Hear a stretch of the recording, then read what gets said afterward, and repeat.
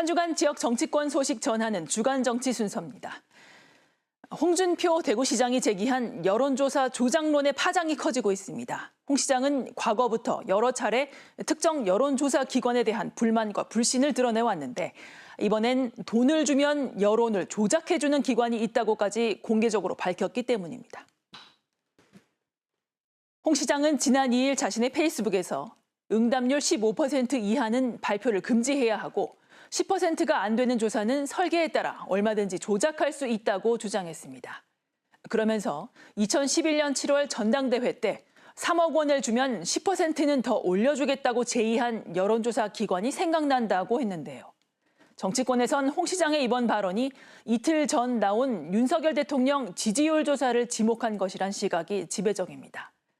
해당 조사에서 윤 대통령 직무 수행에 대한 긍정평가 비율은 전주보다 3%포인트 하락한 21%로 취임 이후 최저였는데요.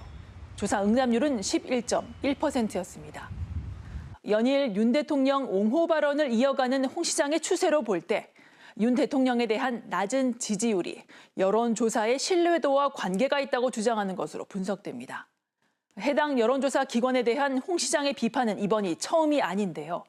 3년 전 차기 대권 주자에 대한 조사 결과 발표 이후 자신의 이름을 한 번만 더 쓰면 민형사상 소송을 불사하겠다고 했고 앞서 2017년 대선 후보 시절에도 해당 기관의 여론조사 공정성에 문제를 제기했습니다.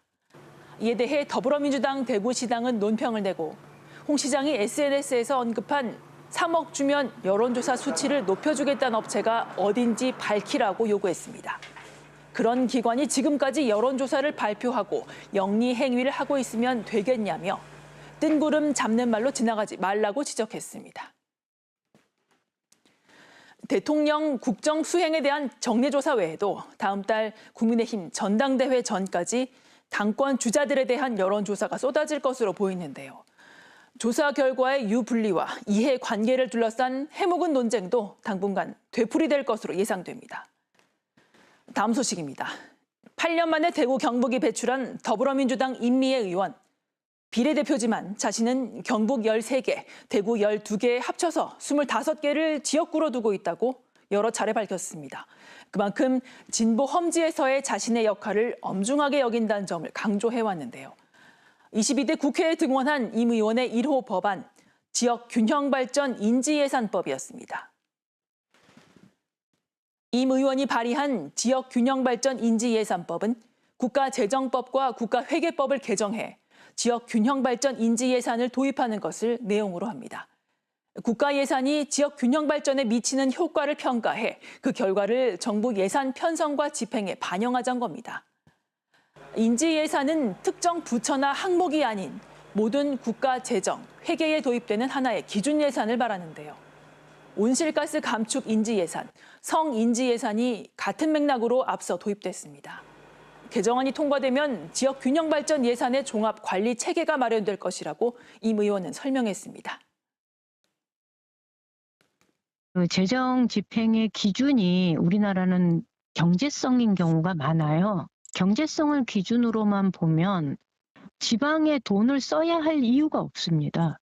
이 예산이 국가의 균형 발전을 위해서 어떤 기여를 했느냐라는 것을 하나의 기본 관점으로 가지고 예산을 집행, 편성해야 되겠다. 이번 법안은 임 의원 외에 18명이 공동 발의했는데요. 특히 국민의힘과 조국혁신당, 개혁신당 등 여야 3당 의원들이 함께 이름을 올렸습니다. 대부분 지역 기반이 있는 의원들로 지방 소멸 대응에는 여야가 없다는 것을 보여주는 사례라는 평가가 나옵니다. 22대 국회는 개원했지만 아직 여야는 원구성 협의를 놓고 강대강 대치를 계속하고 있는데요.